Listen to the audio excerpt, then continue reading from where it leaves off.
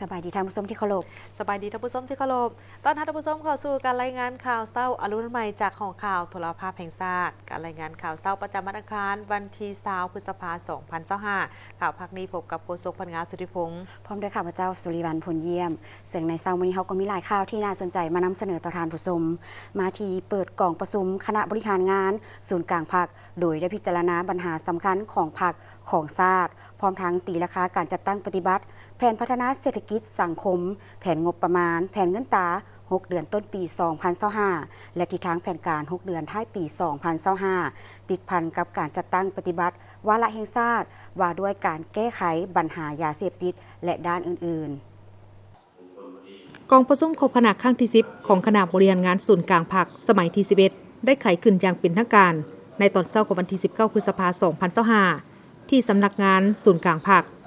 โดยการเป็นประธานของสหายทองลุ้นศรีสุริตเลขาธิการใหญ่คณะบริหารงานศูนย์กลางพรรคปฏิสนปฏิบัติลาวประธานประเทศแห่งสาธารณรัฐประชาธิปไตยปฏิสนลาวกองประชุมได้ดำเนินไปด้วยบรรยากาศที่พรรคเฮากำลังจะตั้งเฉลิมฉลองวันสั่งตั้งพรรคครบรอบ70 ปีอย่างเป็นขบวนฟุดฟื้นพร้อมกันนั้นทั่วพรรคทั่วรัฐทั่วกำลังประกอบอาวุธและทั่วปวงชนพร้อมสุ่มใส่จัดตั้งปฏิบัติมติของประชุมใหญ่ครั้งที่11ของพรรคแผนพัฒนาเศรษฐกิจสังคมของรัฐในระยะท้ายสมัยบรรดาองค์คณะพรรคกระทรวงองค์การและท้องถิ่นความขุ่นเคี่ยวสุ่มใส่กะเกียมดำเนินกองประชุมใหญ่องค์คณะพรรคตนให้สำเร็จตามแผนที่วางออกเพื่อก้าวเข้าสู่กองประชุมใหญ่ครั้งที่12ของพรรคในท่ามกลางสภาพการของสากลและภาคพื้นยังสืบต่อผันเปไปอย่างใบวาสับสนและคาดคะเนได้ยากโดยเฉพาะอยู่ภายในประเทศเฮาถึงว่าสภาพความยุ่งยากทางด้านเศรษฐกิจการเงินค่อยผ่อนคลายลงและมีท่วงท่าขยายตัวดีขึ้นแต่ก็ยังสืบต่อประเสริฐหน้ากับความยุ่งยากและสิ่งท้าทายหลายประการ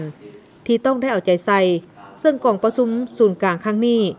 ได้พร้อมกันพิจารณาค้นคว้าปรึกษาหารือและตกลงเวียกงานสำคัญดังนี้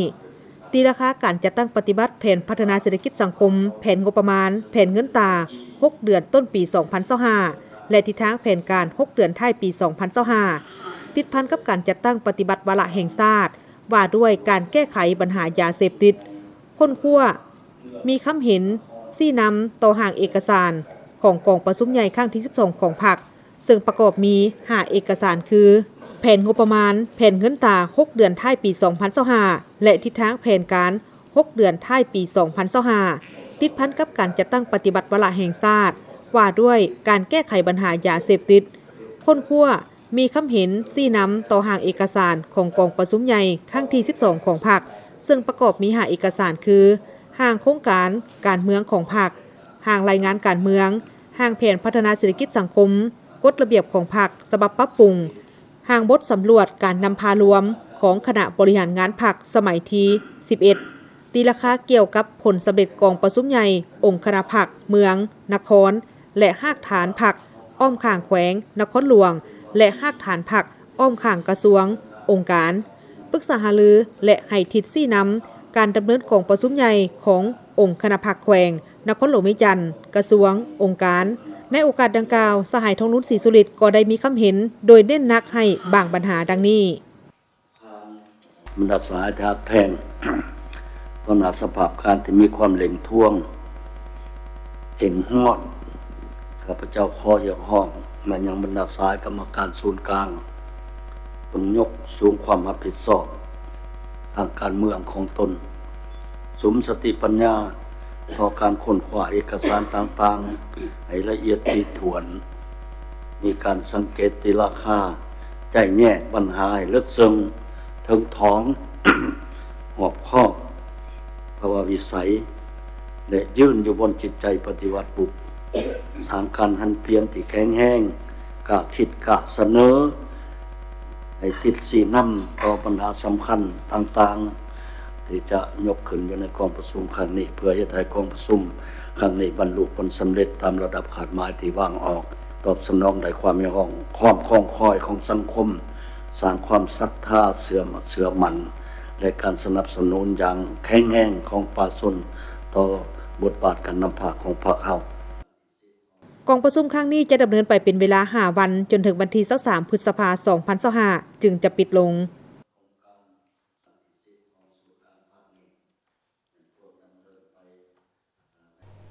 พิธีชาปนกิจสรีระสังขารของพระอาจารย์ใหญ่มหาบุญมาสิมพรหมอดีตประธานศูนย์กลางองค์การพุทธศาสนาสัมพันธ์แห่งสาธารณรัฐประชาธิปไตยปาตสุลาวองค์ที่ 6 ซึ่งจัดขึ้นในเมื่อวันที่ 17 พฤษภาคม 2025 อยู่ที่เดินสนามหลวงของนครหลวงเวียงจันทร์ พิธีชาปนกิจสรีระสังขารพระอาจารย์ใหญ่มหาบุญมาสิมพรหมเข้าร่วมในพิธีมีพระเถรานุเถระทั้งภายในและต่างประเทศท่านทองลุ้นศรีสุริตประธานประเทศท่านสนไซศรีพันดรนายกรัฐมนตรีการนำผักหลัดขันสูงอดีตการนำผักหลัดขันสูงพร้อมด้วยครอบครัวการนำผักหลัดทูตนุทูตญาติพี่น้องศิษยานุศิษย์ศาสนิกชนและมวลชนทั้งหลายเข้าร่วมในพิธีพระอาจารย์ใหญ่มหาเวทมาเสนัยรองประธานองค์การพุทธศาสนาสัมพันธ์ลาวได้ขึ้นกล่าวไว้อาลัยต่อดวงวิญญาณของพระอาจารย์ใหญ่มหาบุญมาสิมพรหมซึ่งพระอาจารย์ใหญ่เกิดเมื่อวันที่1 สิงหาคม 1934 ที่บ้านทานองตาแสงเบินเมืองมูลประโมกแขวงจำปาสักในครอบครัวชนสั้นชาวนาเป็นบุตรของเฒ่าคำสิงและนางบัวทองสิมพรหมมีอ้ายน้องร่วมกัน7 คนหญิง3 คนปี 1941 ได้เข้าโรงเรียนประถมปี 1946 ย้อนจิตใจหักษาแต่เยาว์วัยเพิ่นจึงได้เข้าร่วมการปฏิบัติโดยการช่วยลำเลียงเสบียงอาหารส่งจดหมายให้นักปฏิบัติปี 1948 ได้เข้าร่วมขบวนการเคลื่อนไหวนำกองห้อยของท่านกองอ่อนท่านกองบุญพรหมมหานไซจากนั้นก็ได้เข้าร่วมเคลื่อนไหวนำกองห้อยของท่านสมานวิยเกตท่านวิเชียรบุญรักษาประจำอยู่บ้านอุทุมใหม่ปี 1954 ย้อนจิตใจฟักไฟในพุทธศาสนาเพิ่นจึงได้ลาจากทางโลกได้ไปอุปสมบทเป็นพระภิกขุอยู่วัดศรีดาจันทร์บ้านกอกดอนไซเมืองเพียไซปัจจุบันแม่นเมืองสุขุมาแขวงจำปาสักปี 1957 ไปเรียนปริญญาติธรรมนักธรรมสั้นตีโทอยู่วัดหลวงบ่อพิษวิทยารามเมืองพลทองแขวงจำปาสักปี 1958 ได้รับการแต่งตั้งเป็นเจ้าอธิการวัดหลวงบ่อพิษทยารามปี 1964 ได้เข้าสั้นมัธยมศึกษาปริญญาติธรรมสั้นเอกที่โรงเรียนปริญญาติธรรมวัดโพธิรัตนสดารามจากนั้นก็ได้เดินทางสู่นครหลวงเวียงจันทร์เพื่อศึกษาต่อที่โรงเรียนปารีสั้นสูงโดยเข้าพักอาศัยอยู่ที่วัดสมสวัสดิ์บ้านฝ่ายเมืองไซเซธานครหลวงเวียงจันทร์และได้รับหลายตำแหน่งฝ่ายสงฆ์มาเรื่อยๆจนมาฮอดปี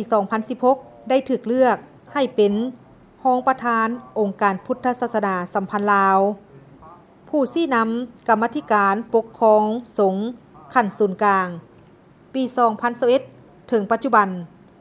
กองประชุมใหญ่ครั้งที่ 8 ผู้แทนสงฆ์ทั่วประเทศมาฮอดวันที่17 เมษายน 2025 เพิ่นได้ละสังขารรวมสิริอายุได้92 ปีและ72 พรรษาด้วยผลงานและคุณงามความดีของพระอาจารย์ใหญ่มหาบุญมาสิมพรหมที่มีต่อประเทศชาติและพุทธศาสนาพรรครัฐบาลและองค์การจัดตั้งต่างๆทั้งภายในและต่างประเทศจึงได้ย่องย้อสรรเสริญต่อเพิ่นในประเภทต่างๆคือเรียนการละนึกวันสร้างตั้งสาธารณรัฐประชาธิปไตยปาตสุลาวครบรอบ30 ปี1หน่วยเรียนการละนึกวันสร้างตั้งแนวลาวสร้างชาติครบรอบ60 ปีและ70 ปี2หน่วยใบเกียรติคุณจากรัฐมนตรีกระทรวงศึกษาธิการและกีฬา6 ใบใบเกียรติคุณจากเจ้าของนครหลวงเวียงจันทร์9 ใบใบเกียรติคุณจากเจ้าเมือง14 ใบใบเกียรติคุณจากกระทรวงองค์การ24 ใบศรัทธาคดสงฆ์ตามประเพณีลาว39 ครั้งได้ปริญญาเอกกิตติมศักดิ์1 ใบและรับสมณะ2 ครั้งจากรัฐบาลและมหาวิทยาลัยอยู่ต่างประเทศตลอดหลายทศวรรษที่ผ่านมาพระอาจารย์ใหญ่มหาบุญมาสิมพรหมได้ประกอบส่วนต่อประเทศชาติในการปฏิบัติต่อสู่กู้ชาติเมื่อก่อนและทั้งอุทิศตนให้พุทธศาสนาและประชาชนลาวบรรดาเผ่า เป็นพระมหาเถระที่มีความรู้ความสามารถมีบทบาทอิทธิพลเป็นที่เลื่อมใสศรัทธาของพระสงฆ์สามเณรพุทธศาสนิกชนทางภายในและต่างประเทศเป็นผู้ที่มีความหนักแน่นและเคร่งครัดในพระธรรมวินัยปฏิบัติกิจวัตรของสงฆ์เป็นพระที่อยู่เรียบง่ายสันโดษบ่ถือตัวเป็นผู้ที่มีความเมตตามีความสามัคคีปลุกระดมคนขวายออกตนญาติโยมผู้มีศรัทธาสร้างวัดวาอารามโรงเรียนสงฆ์สร้างถนนหนทางอนุเคราะห์แก่ประชาชนที่ได้รับผลกระทบจากธรรมชาติและผู้ที่อยู่เขตห่างไกลศอกหลีกเทศนาสั่งสอนพุทธศาสนิกชนให้ประพฤติตนเป็นคนดีของชาติเสริมสร้างคุณธรรมอันดีงามและเสริมสร้างความสามัคคีปรองดองประชาชนทั้งปวงไปแต่สวัสดีจันยามีประดับไว้ในโลกาจนมาถึงปัจจุบันข้าน้อยอาตมาขอยุติลงพวกไว้เพียงเท่านี้ถ้าหากมีบางประการบกพร่องผิดพลาดประการใดก็ขอพระธนภัยนำพ่อแม่ครูอาจารย์กันนำประกันออกตัวญาติโยมพระสงฆ์บรรดาเผ่าที่เขาว่าในงานพิธีขอนมัสการและเจริญพรขอความนาทีให้กับอาจารย์ชิสุขเจริญคุณพิธีเก็บอัฐิของพระอาจารย์ใหญ่มหาบุญมาสิมพรหมอดีตประธานศูนย์กลางองค์การพุทธศาสนาสัมพันธ์ลาวซึ่งได้มีขึ้นอยู่ที่สนามหลวงของนครหลวงวิจันทร์พิธีเก็บอัฐิพระอาจารย์ใหญ่มหาบุญมาสิมพรหมอดีตประธานศูนย์กลางองค์การพุทธศาสนาสัมพันธ์แห่งสาธารณรัฐประชาธิปไตยประชาชนลาวได้จัดขึ้นในตอนบ่ายของวันที่ 18 พฤษภาคม 2025มีพระอาจารย์ใหญ่มหาเวทมาเสนัย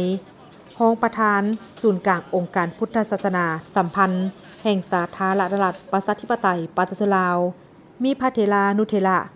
ในคณะบริหารงานและคณะกรรมการครอบครัวสิมพรหมพร้อมองค์การจัดตั้งศูนย์กลางในลาวสั่งชาติกระทรวงภายในศิษยานุศิษย์และญาติธรรมทั้งหลายเข้าร่วมผ่านมาพระอาจารย์ใหญ่มหาบุญมาสิมพรหมได้ประกอบส่วนในการปฏิบัติต่อสู่กู้ชาติเมื่อก่อนก็คือการสร้างสาพัฒนาประเทศชาติและอุทิศตนให้พุทธศาสนาและประชาชนลาวบรรดาเผ่าเป็นพระมหาเถระที่มีความรู้ความสามารถมีบทบาทอิทธิพลที่เป็นที่เลื่อมใสศรัทธาของพระสงฆ์สามเณรพุทธศาสนิกชนทางภายในและต่างประเทศเป็นผู้ที่มีความหนักแน่นและเคร่งครัดในพระธรรมวินัยปฏิบัติกิจวัตรของสงฆ์เป็นพระที่อยู่เรียบง่ายบ่ถือตัวเป็นผู้ที่มีความเมตตามีความสามัคคีปลุกระดมคนขวายออกตนญาติโยมผู้ที่มีศรัทธาสร้างศาวัดวาอารามโรงเรียนสงฆ์สร้างถนนหนทางอนุเคราะห์แก่ประชาชนที่ได้รับผลกระทบจากธรรมชาติและผู้ที่อยู่เขตห่างไกลศอกหลีกเทศนาสั่งสอนพุทธศาสนิกชนให้ประพฤติตนเป็นคนดีของชาติเสริมสร้างคุณธรรมอันดีงามและเสริมสร้างความสามัคคีปรองดองของประชาชนทั้งปวงอัฐิของพระอาจารย์ใหญ่นี้จะได้แบ่งให้พระสงฆ์จากประเทศญี่ปุ่นเพื่อจะนำไปประดิษฐานอยู่ที่พิพิธภัณฑ์อยู่ประเทศญี่ปุ่นประเทศญี่ปุ่นเป็นประเทศพิเศษที่เพิ่นมีความหักแพงกับประเทศลาวประธานสงฆ์ลาวเฮาเกือบทุกพระองค์เพื่อจะขออัฐิไปประดิษฐานไว้นอกจากนั้นกับประเทศจีนก็คือกันในท่านใหญ่เฮาเนี่ยก็คือกันในโอกาสนี้ก็ได้มีพิธีมอบอัฐิจำนวนหนึ่งของพระอาจารย์ใหญ่มหาบุญมาสิมพรหมอดีตประธานศูนย์กลางองค์การพุทธศาสนาสัมพันธ์แห่งสาธารณรัฐประชาธิปไตยประชาชนลาวเพื่อนำไปประดิษฐานไว้ที่พระราชวังใหญ่ของพุทธศาสนาที่วัดเดนบุทุสุซัมโปซันโมริโยอุจิ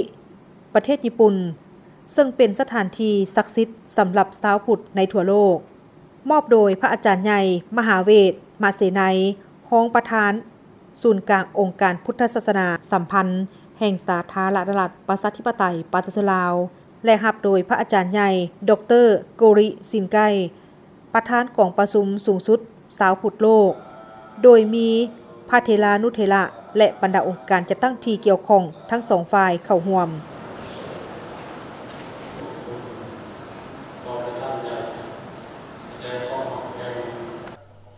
สถานเอกอัครราชทูตเวียดนามประจำลาวได้ร่วมกับทางศูนย์วัฒนธรรมเวียดนามประจำลาวสมาคมใหญ่สาวเวียดนามและสมาคมนักธุรกิจเวียดนามซึ่งได้มีการจัดการแข่งขันศิลปะมหาชนในวงคณะญาติสาวเวียดนามที่อาศัยอยู่ลาวประจำปี 2025 เพื่อเฉลิมฉลองวันเกิดของประธานโฮจิมินห์ครบรอบ135 ปี และสุกยูขบวนการวัฒนธรรม ศิลปะในวงคณะญาติสาวเวียดนามอยู่ลาว โดยการเข้าร่วมของทานกีแก้วไข่คำพิทูลรองนายกรัฐมนตรีแห่งสาธารณรัฐประชาธิปไตยประชาชนลาว มีบรรดาการนำขันสูงของพรรครัฐพร้อมโดยพี่น้องสาวเวียดนามที่อาศัยอยู่ลาวและมวลชนเข้าร่วมท่านเหวียนมิงเติมเอกอัครราชทูตแห่งสาธารณรัฐสังคมนิยมเวียดนามประจำลาวกล่าวว่างานแข่งขันครั้งนี้เป็นโอกาสเพื่อเฮ็ดให้สาวเวียดนามที่อาศัยอยู่ลาวได้พร้อมกันหวนคืนบุญคุณบรรดาการประกอบส่วนอันยิ่งใหญ่ของประธานโฮจิมินห์ปลุกระดมความหักบ้านเกิดเมืองนอนหัดแน่นน้ำใจสามัคคีระหว่างสองชาติลาวเวียดนามถึงว่าเพิ่นจะจากไปแล้วแต่เพิ่นยังได้ป่าไว้บรรดามรดกอันล้ำค่าที่สุดให้แก่ประชาชนเวียดนามคือยุคสมัยโฮจิมินห์ภารกิจโฮจิมินห์แนวคิดคุณสมบัติศีลธรรมและแบบวิถีของโฮจิมินห์และสำหรับสองชาติเวียดนามและลาวแม่นสายพัวพันมิตรภาพที่ยิ่งใหญ่ความสามัคคีพิเศษเสมอต้นเสมอปลายสดใสและบ่มีวันจืดจางรายการแข่งขันศิลปะในครั้งนี้ได้คัดเลือกเอา16รายการที่ผ่านเข้ารอบจากทั้งหมด49รายการแข่งขันในรอบคัดเลือกใน16รายการแสดงประกอบมี4ประเภทคือห้องเพลงเดียวห้องเพลงคู่ห้องเพลงล้มหมู่และการฟ้อนในบรรดารายการต่างๆแม่นการแสดงศิลปะที่มีความฝดฟื้นและมีหัวคิดประดิษฐ์สร้างซึ่งเป็นหัวใจของชาวเวียดนามที่สื่อสารผ่านออกมาด้วยบรรดาบทเพลงบทฟ้อนและขับลำที่เป็นเอกลักษณ์ของศาสตร์นอกจากเป็นการประกอบส่วนในการยกสูงชีวิตทางด้านจิตใจวัฒนธรรมของวงคณะญาติแล้วยังเป็นโอกาสเพื่อให้บรรดาองค์การภาคส่วนองค์การจัดตั้งต่างๆเพิ่มทวีความสนิทสนมกันประกอบส่วนเข้าในการก่อสร้างวงคณะญาติสาวเวียดนามอยู่ลาวให้มีความเข้มแข็งและสามัคคีอีกด้วย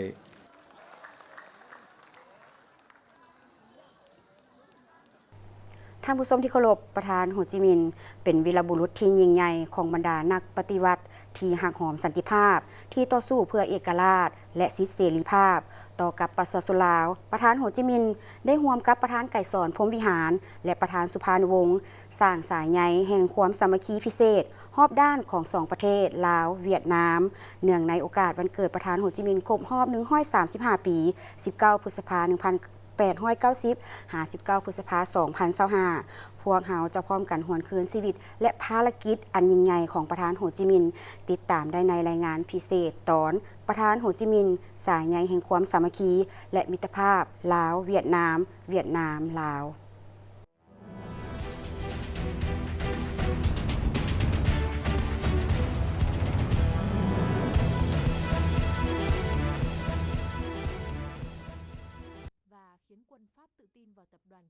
เมื่อหวนคืนชีวิตและภารกิจอันยิ่งใหญ่ของประธานโฮจิมินห์โดยเฉพาะในสภาพที่ประเทศชาติตกอยู่ในแอกครอบครองของพวกลาเมืองขึ้นประธานโฮจิมินห์ได้ออกจากบ้านเกิดเมืองนอนพร้อมไปซ่องหาเส้นทางกู้ชาติโดยซอกเห็นลัทธิมาร์กเลนินและน้ำม้าหมุนไส้อยู่อินโดจีนอย่างประดิษฐ์สร้างด้วยการสร้างตั้งพรรคคอมมิวนิสต์อินโดจีนที่เป็นพรรคปฏิวัติของชนชั้นกรรมกรและชาวผู้ออกแรงงานซึ่งเป็นต้นกำเนิดของพรรคคอมมิวนิสต์เวียดนามและพรรคประชาชนปฏิวัติลาวอันได้สะท้อนให้เห็นว่าชีวิตและการเคลื่อนไหวของประธานโฮจิมินห์แม้นติดพันกับภารกิจแห่งการต่อสู้ปฏิวัติของประชาชนเวียดนามก็คือประชาชนสามชาติอินโดจีนติดพันกับขบวนการคอมมิวนิสต์สากลขบวนการต่อสู้เพื่อเอกราชอิสรภาพของประชาชาติที่ถูกกดขี่ขูดรีดในโลกเพิ่นเป็นผู้ชี้นำพาโดยกงการต่อสู้ปลดปล่อยชาติเพื่อเอกราชแห่งชาติของประชาชนสามชาติอินโดจีนจนได้รับชัยชนะอันสง่างามสร้างรัฐสังคมนิยม URC ทับมากแอกปกครองของพวกลาเมืองขึ้นแบบเก่าและสืบต่อชี้นำพาการต่อสู้กับลาเมืองขึ้นแบบใหม่ในระยะต่อมาโดยปฏิบัติความมุ่งมา่ปรารถนาและคำสั่งสอนของประธานโฮจิมินห์ที่ว่าบ่มีสิ่งใดประเสริฐกว่าเอกราชและเสรีภาพประชาชนเวียดนามได้ดำเนินการต่อสู้ญาติเอาเอกราชได้อย่างสมบูรณ์ในบั้นฮกโฮจิมินห์ที่ลือซื่อเมื่อวันที่30 เมษายน 1975 และสืบต่อสร้างสาพัฒนาประเทศชาติให้เจริญรุ่งเรืองดังปัจจุบันบรรดาชัยชนะและผลสำเร็จอันใหญ่หลวงรอบด้านของการปฏิวัติเวียดนามแม่นมากผลของการชี้นำนำพาโดยกงของประธานโฮจิมินห์และภารกิจปฏิวัติเวียดนามในหลายทศวรรษผ่านมาแม้นได้ยืนยันให้เห็นถึงการนำพาอันสลาดซองใสและถูกต้องของพรรคคอมมิวนิสต์เวียดนามก็คือความถูกต้องและวิสัยทัศน์ที่กว้างไกลของประธานโฮจิมินห์เกี่ยวกับการก่อสร้างพรรคการบริหารรัฐความสามัคคีเป็นเอกภาพภายในชาติและสามัคคีสากลซึ่งได้เป็นระบบแนวคิดทฤษฎีที่สอดคล้องให้แก่การปฏิวัติเวียดนามจนมาฮอดปัจจุบันแนวคิดคุณสมบัติศีลธรรมปฏิวัติแบบแผนวิธีเฮ็ดเวียกของประธานโฮจิมินห์ได้กลายเป็นแบบอย่างที่ใส่แจ้งประเสริฐเป็นมรดกอันล้ำค่าบ่เฉพาะแต่ให้แก่ประชาชนเวียดนามแต่ยังเป็นแวนแย้งที่ใส่แจ้งให้แก่ประชาชาติที่ฮักหอมสันติภาพเอกราชแห่งชาติและความก้าวหน้าทางสังคมโดยปฏิบัติตามคำสั่งสอนและทิศชี้นำของประธานโฮจิมินห์ที่ว่าช่วยเหลือเพื่อนคือช่วยเหลือตนเองพรรครัฐและประชาชนเวียดนามได้ให้การสนับสนุนช่วยเหลืออันล้ำค่าใหญ่หลวงท่านการให้แก่ประชาชนลาวในภารกิจต่อสู้ปลดปล่อยชาติในเมื่อก่อนก็คือในระยะสร้างสาพัฒนาประเทศชาติในปัจจุบันประธานโฮจิมินห์ผู้ยิ่งใหญ่ได้ร่วมกับประธานไก่สอนพรหมวิหารและประธานสุภานุวงศ์เป็นผู้ริเริ่มและวางรากฐานให้แก่สายพัวพันพิเศษลาวเวียดนามซึ่งได้กลายเป็นก้อนกำลังมหาสามัคคีที่บ่เหือดแห้งของประชาชนสองชาติในการเอาชนะกับผู้ฮุกฮานต่างชาติได้กลายเป็นสายพัวพันที่บริสุทธิ์พุทธพองที่หายากในการพัวพันสากลเป็นมรดกรวมอันล้ำค่าของสองชาติเป็นกฎเกณฑ์แห่งการคงตัวและขยายตัวของสองประเทศเป็นหนึ่งในปัจจัยตัดสินชัยชนะของการปฏิวัติอยู่แต่ละประเทศการระลึกวันเกิดประธานโฮจิมินห์ครบรอบ135ปีแม้นมีขึ้นในท่ามกลางบรรยากาศที่สองพรรคสองรัฐและประชาชนสองชาติลาวเวียดนามพร้อมเฉลิมฉลองวันสำคัญต่างๆและญาติได้ผลสำเร็จอันใหญ่หลวงรอบด้านในการดำเนินภารกิจเปลี่ยนแปลงใหม่ตลอดระยะเกือบ40ปีผ่านมาทั้งเป็นระยะท้ายสมัยของการจัดตั้งปฏิบัติมติของประชุมใหญ่สมัยที่9ของพรรคประชาชนปฏิวัติลาวและมติของประชุมใหญ่สมัยที่13ของพรรคคอมมิวนิสต์เวียดนามเพื่อก้าวไปสู่การดำเนินกองประชุมใหญ่ของแต่ละพรรคในปี2026ประธานโฮจิมินห์จะยืนยงคงตัวในภารกิจปฏิวัติและสายพัวพันมิตรภาพอันยิ่งใหญ่ความสามัคคีพิเศษและการร่วมมือรอบด้านลาวเวียดนามตลอดไปบริษัท FMB พัฒนาเทคนิคและการค้าจำกัดโซลูมและศูนย์ซ่อมแปลงรถที่ทันสมัยที่ได้รับความไว้วางใจจากลูกค้าตลอดมาในการบริการโดยทีมงานคุณภาพพร้อมมอบข้อเสนอที่ดีที่สุดให้กับลูกค้าและพวกเขายังมีทีมงานสร้างที่มีประสบการณ์สูงสามารถวิเคราะห์ปัญหาแก้ไขปัญหาให้ถูกจุดและว่องไวสถานที่ตั้งอยู่บ้านดุงเมืองเซเสถานครหลวงเวียงจันทน์ติดกับไฟแดงนาควายเส้นทาง450 ปีสามารถติดต่อเบอร์โทรและ WhatsApp 021-218-585 และ 020-554-67308 Facebook FMB Development Technical and Commercial Company Limited อีเมล fmbcarshowroom99@gmail.com นึกถึงโซลูมและศูนย์ซ่อมแปลงรถให้นึกถึงบริษัท FMB พัฒนาเทคนิคและการค้าจำกัด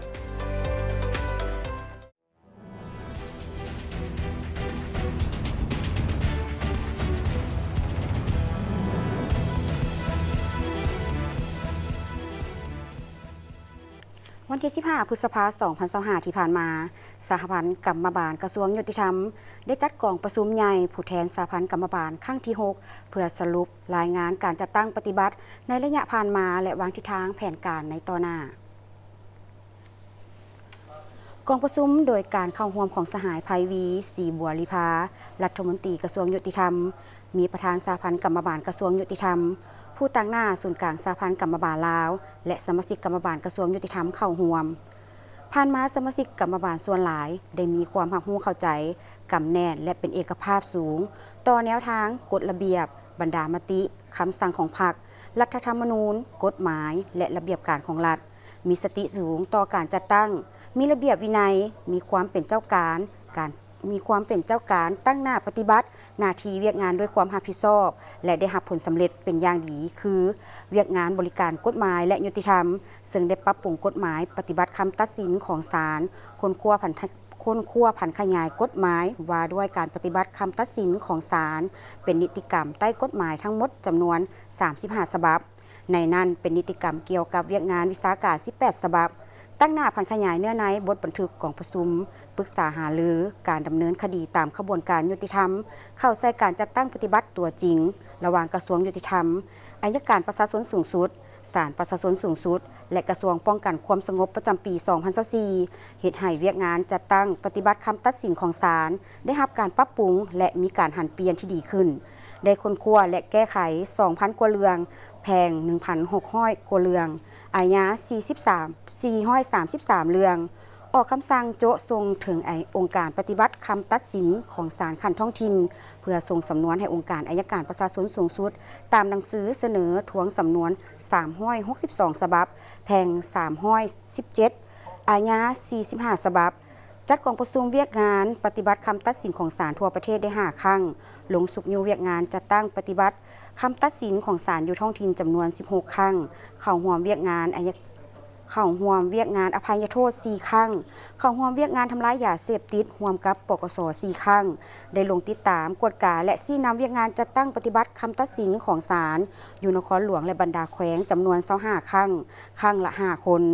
ค้นคว้าปรับปรุงกฎหมายว่าด้วยการแก้ไขข้อขัดแย้งทางด้านเศรษฐกิจบทบันทึกร่วมกับศาลประชาชนสูงสุดเกี่ยวกับเวียกงานแก้ไขข้อขัดแย้งทางด้านเศรษฐกิจสร้างบทแนะนำเกี่ยวกับการพิจารณาของศาลต่อผลการแก้ไขข้อขัดแย้งทางด้านเศรษฐกิจสร้างดำรัสว่าด้วยห้องการไกลเกลี่ยข้อขัดแย้งทางด้านเศรษฐกิจเอกชนดำรัสว่าด้วยค่าแรงงานผู้แก้ไขข้อขัดแย้งทางด้านเศรษฐกิจคนครัวห่างคำแนะนำว่าด้วยการติดตามกวดกาและประเมินผลการเคลื่อนไหวของห้องการแก้ไขข้อขัดแย้งทางด้านเศรษฐกิจเอกชนคนครัวคำห้องสร้างตั้งห้องการไกลเกลี่ยข้อขัดแย้งทางด้านเศรษฐกิจเอกชนปรับปรุงแผนผังแบบพิมพ์ขั้นตอนการไกลเกลี่ยและการตัดสินโดยคณะกรรมการเข้าร่วมห้างสนธิสัญญาสากลและคนกว่าการเข้าเป็นภาคีของสนธิสัญญาสิงคโปร์ว่าด้วยการไกลเกลี่ยสำหรับการแต่งตั้งผู้ไกลเกลี่ยและผู้ตัดสินและปรับปรุงปื้มบัญชีรายชื่อผู้ไกลเกลี่ยตัดสินตามกฎหมายฉบับปรับปรุง 2018 ซึ่งปัจจุบันมีผู้ไกลเกลี่ย249 ทานหญิง51 ทานมีผู้ตัดสิน125 ทานหญิง27 ทานในระยะผ่านมามีข้อขัดแย้งทั้งหมดจำนวน39ข้อขัดแย้งแก้ไขสำเร็จ34ข้อขัดแย้งส่งออก2ข้อขัดแย้งพร้อมสืบต่อดำเนินแก้ไขจำนวน3ข้อขัดแย้งผ่านมาสมาชิกกรรมบาลได้ลงเคลื่อนไหวเวียกงานยุติธรรมภาคฐานในขอบเขตทั่วประเทศและสามารถสร้างบ้านแบบอย่างปฏิบัติกฎหมายได้ 6,763 บ้านและสร้างครอบครัวแบบอย่างปฏิบัติกฎหมายได้1,84,144 ครอบครัวลงโฆษณาเผยแพร่กฎหมายได้690 ครั้งมีผู้เข้าร่วมฟัง 30,000 กว่าคนโฆษณาเผยแพร่กฎหมายว่าด้วยการปกป้องสิทธิและผลประโยชน์ของเด็กอยู่โรงเรียนและสถาบันการศึกษาได้281 ครั้งมีผู้เข้าร่วม 45,000 กว่าคนกองประชุมได้ปอนบัตรคัดเลือกเอาประธานสหพันธ์กรรมบาลสุดใหม่โดยกองประชุมเป็นเอกภาพเลือกเอาสหายคำภูธีรกุลเป็นประธานสหพันธ์กรรมบาลกระทรวงยุติธรรมและสหายบุญทวีอินสมดีเป็นประธานกวดกาและเลือกเอาผู้แทนเข้าร่วมกองประชุมกรรมบาลทั่วประเทศจำนวนหนึ่งศูนย์วัฒนธรรมจีนประจำลาวได้มีการจัดกิจกรรมสาสู่ความปองดองและโฆษณาวัฒนธรรมและท่องเที่ยวกวางซีซึ่งจัดขึ้นในระหว่างวันที่ 16 ถึงวันที่ 17 พฤษภาคมนี้ท่านนางหลี่จี้ผิงหัวหน้าศูนย์วัฒนธรรมจีนประจำลาวได้กล่าวว่าประเทศจีนแม่นบ้านเกิดของซาเป็นเวลานับพันปีซาได้ก้าวข้ามขอบเขตของการเป็นเครื่องกินดื่มและได้กลายเป็นสัญลักษณ์แห่งการดำรงชีวิตและวัฒนธรรมที่เป็นเอกลักษณ์นับแต่ปี 2003 ในส่วงวันสากลก็คือเดือนพฤษภาคมของทุกๆปีกระทรวงวัฒนธรรมและท่องเที่ยวแห่งสาธารณรัฐประชาชนจีนจะส่งเสริมการจัดกิจกรรมซาสู่ความปองดองขึ้นอยู่ทั่วโลกเฉพาะศูนย์วัฒนธรรมจีนประจำลาวก็ได้จัดกิจกรรมดังกล่าวเป็นเวลา3 ปีผ่านมาซึ่งกิจกรรมในครั้งนี้จะกลายเป็นขวดต่อมิตรภาพเพื่อเสริมขยายความเข้าใจระหว่างประชาชนลาวจีนและกลายเป็นสักขีพยานประวัติศาสตร์แห่งการแลกเปลี่ยนและการเรียนรู้ซึ่งกันและกันของอารยธรรมระหว่าง2 ประเทศ และการสร้างคูหวมชะตากรรมลาวจีนท่านเลียงต้าจงที่ปรึกษาเอกอัครราชทูตสาธารณรัฐประชาชนจีนประจำลาวได้กล่าวว่ากวางซีและประเทศลาวใกล้ชิดกันทางด้านภูมิศาสตร์และมีวัฒนธรรมที่คล้ายคือกันมีไมตรีจิตมิตรภาพที่ลึกซึ้งซึ่งมีบทบาทพิเศษในการร่วมมืออย่างเป็นมิตรระหว่างจีนลาวลาวจีนในมมนี้ภายใต้การชี้นำที่เห็นดีเห็นพร้อมกันด้านยุทธศาสตร์ของการนำคันสูงของสองพรรคสองรัฐกวางซีได้มีบทบาทในการเป็นประตูเปิดกว้างการร่วมมือระหว่างจีนอาเซียนสืบต่อลงเลิกการร่วมมือแลกเปลี่ยนคงเขตต่างๆกับประเทศลาวซึ่งได้บรรลุผลสำเร็จอันยิ่งใหญ่สถานทูตสาธารณรัฐประชาชนจีนประจำลาวจะสืบต่อสนับสนุนการร่วมมือแลกเปลี่ยนระหว่างกวางซีและประเทศลาวให้เข้าสู่ล่วงเลิกหวังอย่างยิ่งว่าผ่านกิจกรรมในครั้งนี้กวางซีและประเทศลาวจะสามารถสืบต่อเป็นกำลังสำคัญเพื่อประกอบส่วนเข้าในการปฏิบัติตัวจริงและลงเลิกการสร้างคูหวมชะตากรรมจีนลาวลาวจีนอย่างบ่หยุดยั้งซึ่งกิจกรรมดังกล่าวได้สร้างความสนใจและความตื่นเต้นโดยเฉพาะการสาธิตการแสดงศิลปะสารลิ่วเป่าและสารดอกมะลิที่มีชื่อเสียงของจีนการโฆษณาวัฒนธรรมและการท่องเที่ยวกวางซีการแสดงศิลปะกวางซีที่น่าประทับใจนอกจากนี้ยังมีการบังแสดงมรดกวัฒนธรรมนามธรรมกวางซีและนิทรรศการรูปภาพการท่องเที่ยวกวางซีในระหว่างวันที่6-15 พฤษภาที่ผ่านมาที่นครอู่ฮั่นแขวงหูเปยของจีนสื่อมวลชนจาก5ประเทศคือลาวเวียดนามไทยอินโดนีเซียและตุรกีสำเร็จการเข้าร่วมกิจกรรมภายใต้หัวข้อเที่ยวชมประเทศจีนซ่อฮู้อู่ฮั่นหรือ China Week Discovery อู่ฮั่นก้าวสู่ความทันสมัยร่วมกันจัดโดยศูนย์อาซีแอฟริกาของวิทยุโทรภาพศูนย์กลางจีนหรือ CMG และคณะโฆษณาอบรมนครอู่ฮั่นสาธารณรัฐประชาชนจีนตลอดระยะเวลา10 วันบรรดาสื่อมวลชนจาก5ประเทศคือลาวไทยเวียดนามอินโดนีเซียตุรกีได้ร่วมกับนักข่าวศูนย์อาซีแอฟริกาของวิทยุโทรภาพศูนย์กลางจีนหรือ CMG และคณะโฆษณาอบรมนครอู่ฮั่นสาธารณรัฐประชาชนจีนได้ไปท่องเที่ยวซอกฮู้อู่ฮั่นเรียนรู้วัฒนธรรมวิธีการดำรงชีวิตนวัตกรรมที่ทันสมัยจากอดีตที่ดั้งเดิมจนฮอดปัจจุบันที่มีความทันสมัยของนครอู่ฮั่นท่านจินวงศ์ไสยศิลป์ที่ปรึกษาด้านการศึกษาและวัฒนธรรมของสถานทูตลาวประจำจีนให้สัมภาษณ์ว่ากิจกรรมครั้งนี้ช่วยให้บรรดาสื่อมวลชนลาวและจีนก็คือบรรดาประเทศเข้าร่วมได้แลกเปลี่ยนข้อมูลข่าวสารบทเรียนนำกันที่ทันสมัยในของเขตสื่อร่วมกันเพื่อเป็นการสร้างพื้นฐานให้มีความเข้มแข็งให้แก่การส่งเสริมการพัวพันร่วมมือระหว่าง2ประเทศลาวจีนให้แน่นแฟ้นยิ่งขึ้นก่อนอื่นเนาะข้าพเจ้าก็รู้สึกดีใจแล้วก็รู้สึกว่าในตลอดระยะ3 วันที่ได้นำถือว่าเป็นผู้นำคณะของสื่อมวลชนลาวเฮาเนาะที่ได้มาเมืองอู่ฮั่นแล้วก็ขอแสดงความขอบใจถึงคณะรับผิดชอบของ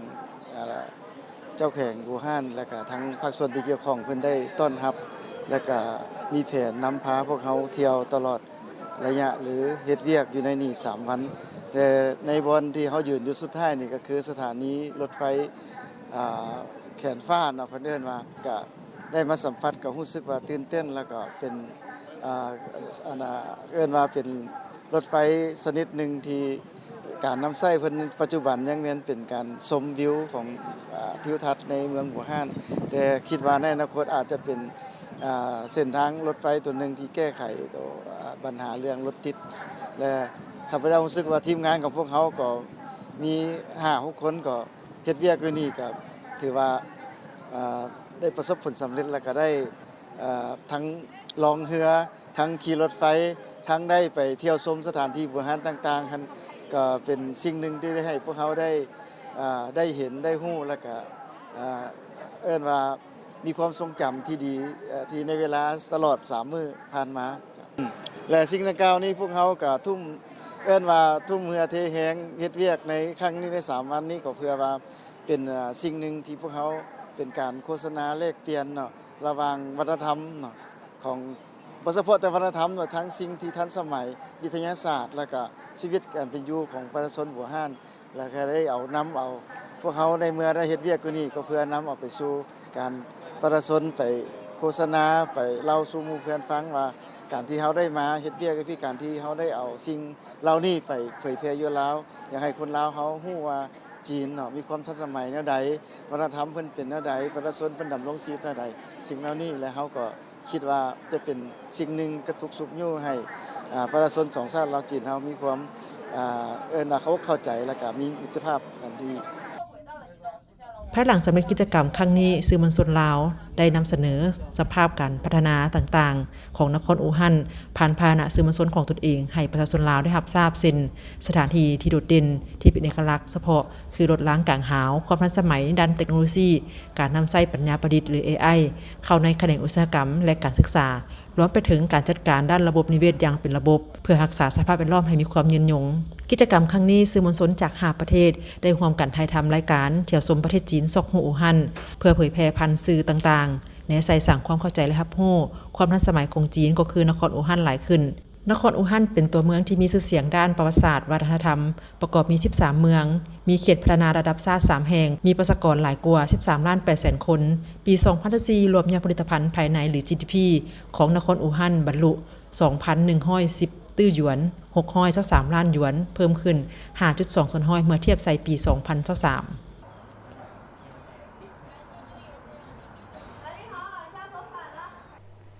ท่านผู้ชมที่เคารพปี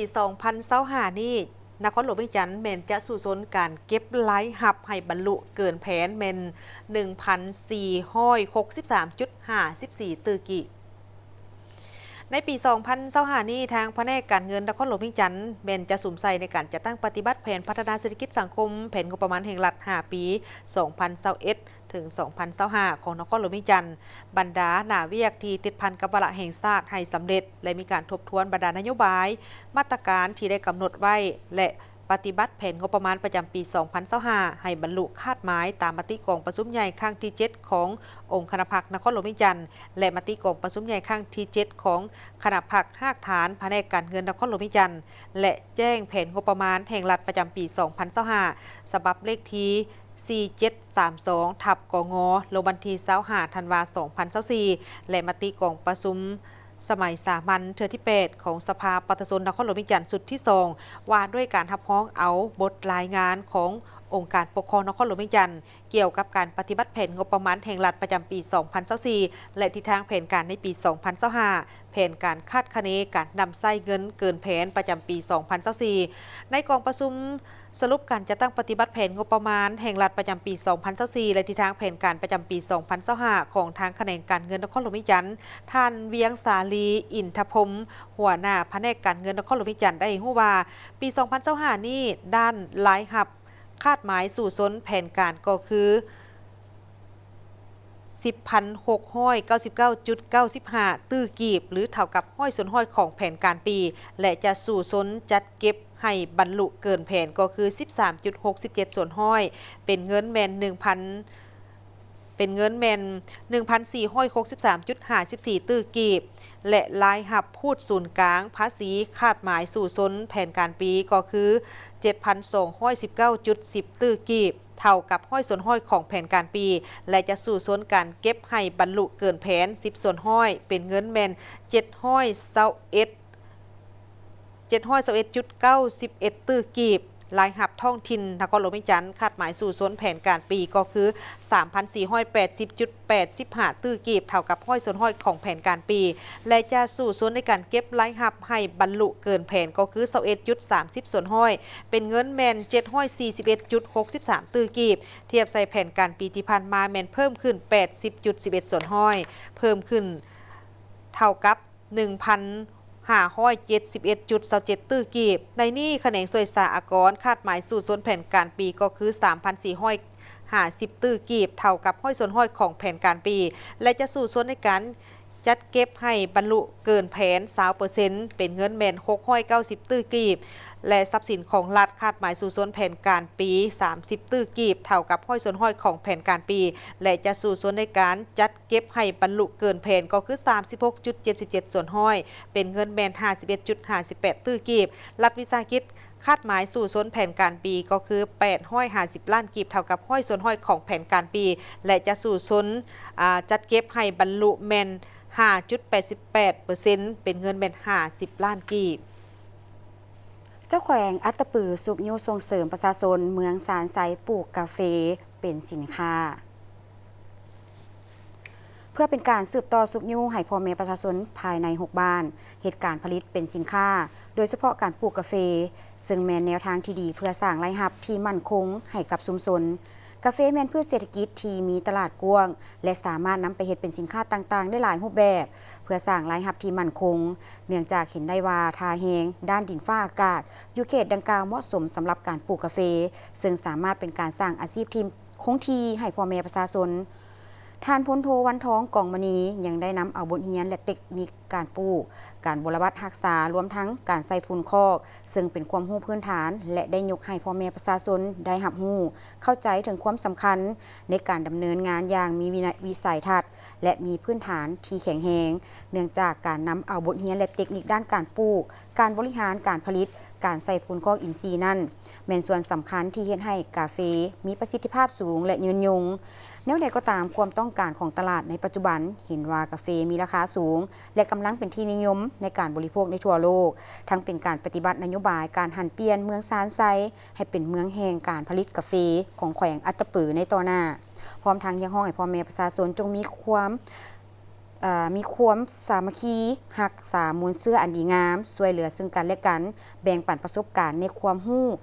ซึ่งกันและกันและจงสร้างทุกเงื่อนไขให้ลูกหลานได้รับการศึกษาอย่างทั่วถึงในโอกาสเดียวกันคณะดังกล่าวได้ลงสำรวจพื้นที่ตัวจริงเพื่อการเกี่ยมจัดสรรให้ประชาชนเมืองซานไซโดยเฉพาะเขตวังตัดเหตุการณ์ผลิตกสิกรรมปลูกกาแฟเป็นสินค้าทั้งเป็นการสร้างอาชีพที่มั่นคงให้แก่พ่อแม่ประชาชนในอนาคตเมื่อว่าถึงว่าการปลูกกาแฟในนอนทางเมืองภาคใต้ของเราเฮาเป็นมีชื่อเสียงอยู่แล้วสำหรับกาแฟมาต่อกันที่โครงการเสื่อมสารเวียกสุขอนามัยและโภชนาการช่วยปรับปรุงสุขภาพของประชาชนให้ดีขึ้นโครงการดังกล่าวนี้แม้นได้มีการปรับปรุงทางด้านสุขภาพสุขภิบาลและโภชนาการได้อย่างหลวงหลายใน4เมืองหลักก็คือเมืองสารวันเมืองตะโอ้ยของแขวงสารวันและเมืองหุนเมืองแบงแขวงอุดมไซสามารถช่วยปรับปรุงสุขภาพของประชาชนหลายพันคนให้ดีขึ้นในกองประชุมสรุปโครงการอยู่ที่แขวงสารวันเมืองมอมานี่ทางโครงการดังกล่าวนี้ก็ได้มีการรายงานเกี่ยวกับถึงความเข้มแข็งให้แก่บรรดาพนักงานสาธารณสุขประจำสุขศาลาเกี่ยวกับการดูแลสุขภาพของแม่และเด็กโดยรับประกันว่าวิธีการดังกล่าวนี้จะเข้าถึงความต้องการของชุมชนให้หลายขึ้นเท่าที่จะหลายได้การรับประกันให้แม่หญิงที่เกิดลูกได้รับการดูแลก่อนเกิดและการฝากท้องอย่างน้อย4ครั้งแม่นความสำคัญอันดับต้นๆของการถือพานอกจากนี้ก็ยังได้เน้นใส่การรับประกันว่าการเกิดลูกแม่นได้รับการช่วยเหลือจากทางแพทย์หมอผู้เชี่ยวชาญการให้ความรู้แก่ชุมชนเกี่ยวกับวิธีการเลี้ยงดูเด็กรวมไปถึงการลดพรการขาดสารอาหารในเด็กที่มีอายุต่ำกว่า2 ปีซึ่งความพยายามดังกล่าวนี้เป็นได้สร้างผลประโยชน์ให้แก่ประชาชนในจำนวน272บ้านและสุขศาลา40แห่งใน4เมืองเป้าหมายของแขวงสารวันและแขวงอุดมไซแบบยาวนานการนำใช้รูปแบบชุมชนเป็นเจ้าการในด้านสุขอนามัยการสื่อสารเพื่อการเปลี่ยนแปลงพฤติกรรมทางสังคมและเครื่องมือติดตามความเสมอภาพทางด้านสุขภาพได้ช่วยให้บ้านดังกล่าวนี้ได้รับการลืบล้างการทายซาซ้ายและสร้างสิ่งแวดล้อมที่สะอาดและปลอดภัยขึ้นนับตั้งแต่วิถีการดำรงชีวิตก็สะดวกสบายหลายขึ้นประชาชนภายในบ้านเป็นพยาธิถอกทองนั้นลดลงซึ่งโดยรวมแล้วก็เห็นได้ว่าประชาชนนั้นมีสุขภาพที่ดีขึ้นบ้านสะอาดขึ้นนอกจากนี้ก็ยังได้มีการปรับปรุงสุขศาลาโดยได้มีการเน้นใส่ความสะอาดความปลอดภัยและการเข้าถึงการบริการแบบเป็นมิตรกับแม่และเด็กอีกด้วย5ปัญหาเข่งห้อนที่จะต้องได้สุ่มใส่ได้การแก้ไขเพื่อเป็นการค้นคว้าและปรึกษาหารือร่วมกันเกี่ยวกับการจัดตั้งปฏิบัติกฎหมายและนิติกรรมใต้กฎหมายในขงเขตวัฒนธรรมสังคมที่ติดพันกับการแก้ไขปรากฏการณ์หย่อท่อปัญหายาสูบไฟฟ้าและคอลลาเจนการคุ้มครองสื่อสังคมออนไลน์ปัญหาการมั่วสุมอยู่สถานบันเทิงปัญหาอุบัติเหตุตามท้องถนนและการเพิ่มขึ้นของอัตราการติดเชื้อ HIV พยาธิเอดส์ปัญหาเข่งห้อนที่ได้ส่งผลกระทบต่อสังคมที่ต้องได้สุ่มใส่ในการแก้ไขในกองประชุมครั้งนี้ก็ได้มีการเพื่อ แม่นเพื่อการค้นคว้าและปรึกษาหารือร่วมกันเกี่ยวกับการจัดตั้งปฏิบัติกฎหมายและนิติกรรมใต้กฎหมายในขงเขตวัฒนธรรมสังคมที่ติดพันกับการแก้ไขปรากฏการณ์ย่อท่อและปัญหาที่พ้นเด่นเป็นต้นก็แม่นปัญหายาสูบไฟฟ้าและคอลลาเจนถึงแม้ว่าจะมีกฎหมายและระเบียบการที่เกี่ยวข้องอยู่แล้วแต่ว่าการสกัดกั้นควบคุมการนำเข้าการจำหน่ายหรือการนำไส้ยาสูบไฟฟ้าคอลลาเจนแม้นยังมีที่มีสารเสพติดนี่ยังเห็นได้ว่าเป็นปัญหาที่น่าเป็นห่วงรวมไปถึงประสิทธิผลของการบังคับใช้กฎหมายและการควบคุมคุณภาพและการสร้างความรู้ให้แก่ผู้บริโภคเห็นได้ว่ายังบ่ทันเข้มงวดเท่าที่ควรการคุ้มครองสื่อสังคมออนไลน์แม้นที่ยังมีสิ่งที่ท้าทายในการคุ้มครองเนื้อหาที่บ่เหมาะสมเกิดมีข่าวปลอมและผลกระทบทั้งลบต่อสังคมกลไกของการคุ้มครองรวมไปถึงการร่วมมือกับผู้บริการและการสร้างความรู้ให้เท่าทันกับสื่อให้แก่ประชาชนยังบ่ทันได้มีความกลมเกี่ยวเท่าที่ควรปัญหาการมั่วสุมอยู่สถานบันเทิงรวมไปถึงการจัดตั้งปฏิบัติระเบียบการคุ้มครองสถานการบันเทิงและมาตรการลงโทษต่อผู้ที่ละเมิดนั้นเห็นว่ายังบ่ทันมีความเข้มงวดเท่าที่ควรปัญหาอุบัติเหตุตามท้องถนนถึงแม้ว่าจะมีกฎหมายและมาตรการต่างๆแต่ว่าอุบัติเหตุตามท้องถนนนั้นก็ยังเกิดขึ้นอย่างต่อเนื่องและก็ยังสร้างความสูญเสียอย่างใหญ่หลวงเพื่อเป็นการซึ่งเห็นได้ว่าการเพิ่มขึ้นของอัตราการติดเชื้อ HIV พยาธิเอดส์ถึงแม้ว่าจะมีความพยายามในการป้องกันหรือว่าควบคุมแต่ว่าการควบคุมแต่ว่าสถิติของการติดเชื้อ HIV ในบางกลุ่มคนนั่นก็เห็นว่ายังมีท่าเอียงที่เพิ่มขึ้นอย่างต่อเนื่องเลยอื่นอีกและปัญหาทั้งหมดเหล่านี้แม้นได้ส่งผลกระทบต่อสุขภาพของประชาชนความบ่สงบความบ่เป็นระเบียบเรียบร้อยของสังคมก่อให้เกิดมีการสูญเสียทั้งชีวิตทรัพย์สินและผลกระทบต่อกับการสร้างทรัพยากรมนุษย์ที่มีคุณภาพของชาติท่านรองประธานคณะประจำสภาแห่งชาติพร้อมด้วยคณะได้ลงไปเคลื่อนไหวและกวดกาการจัดตั้งปฏิบัติรัฐธรรมนูญกฎหมายนิติกรรมไต่กฎหมายโครงเขตการต่างประเทศอยู่ที่แขวงเสียงขวางท่านนางสุนทรชัยจักรเลขาธิการศูนย์กลางพรรครองประธานคณะประจำสภาแห่งชาติพร้อมคณะลงเคลื่อนไหวติดตามกวดกาการจัดตั้งปฏิบัติรัฐธรรมนูญกฎหมายนิติกรรมไต่กฎหมายคงเขตการต่างประเทศอยู่แขวงเสียงขวางเป็นเกียรติกล่าวต้อนรับโดยท่านบุญโฮมเทศธานีประธานสภาประชาชนแขวงเสียงขวางมีบรรดาท่านเลขาธิการสภาแห่งชาติรองประธานสภาประชาชนแขวงรองเจ้าแขวงสมาชิกสภาแห่งชาติประจำเลือกตั้งที่เก่าสมาชิกสภาประชาชนแขวงบรรดาท่านต่างหน้าแผนกการองค์ข้างแขวงและพนักงานในโครงเขตเวียกงานที่เกี่ยวข้องกับร่วมพิธีได้รับฟังการรายงานของสภาประชาชนแขวงเสียงขวางในระยะผ่านมาเกี่ยวกับการจัดตั้งปฏิบัติภาระบทบาทสิทธิและหน้าที่ของตนในการติดตามกฎกาและสุกยูเวียกงานในการจัดตั้งปฏิบัติรัฐธรรมนูญกฎหมายนิติกรรมไต่กฎหมายพร้อมด้วยรับฟังการรายงานของบรรดาแผนกการที่เกี่ยวข้องในโครงเขตเวียกงานการต่างประเทศโดยเฉพาะแม่นการจัดตั้งปฏิบัติโครงการลงทุนของต่างประเทศอยู่ภายในแขวงเสียงขวางการคุ้มครองและนำใช้ถึงของบรรดาโครงการช่วยเหลือลาสภาพการจัดตั้งปฏิบัติบรรดาโครงการร่วมมือระหว่าง2รัฐบาลลาวเวียดนามโครงการช่วยเหลือลาโครงการช่วยเหลือลบล้างความทุกข์ยากอยู่ตามบริเวณชายแดนการคุ้มครองแรงงานของต่างประเทศที่เข้ามาเฮ็ดเวียกอยู่ลาวและเข้าออกเมืองแบบผิดกฎหมายการคุ้มครองการค้าชายแดนปัญหาอาชญากรรมเป็นต้นแม่นการค้าขายยาเสพติดการค้าขายเถื่อนตามบริเวณชายแดนและการค้ามนุษย์การยกย้ายถิ่นฐานตั้งภูมิลำเนาตามลำพังใจและการสร้างครอบครัวกับต่างประเทศบ่ถูกต้องตามระเบียบกฎหมายในตอนท้ายท่านนางสุนทรชัยจักรยังได้โอลมต่อกองประชุมให้ทุกภาคส่วนที่เกี่ยวข้องเอาใจใส่จะตั้งปฏิบัติหน้าที่ของตนด้วยความรับผิดชอบสูงเฮ็ดให้ทุกเวียกงานได้รับผลสำเร็จ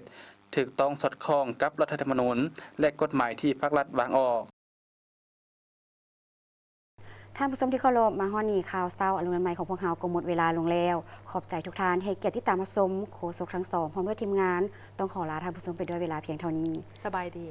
ดี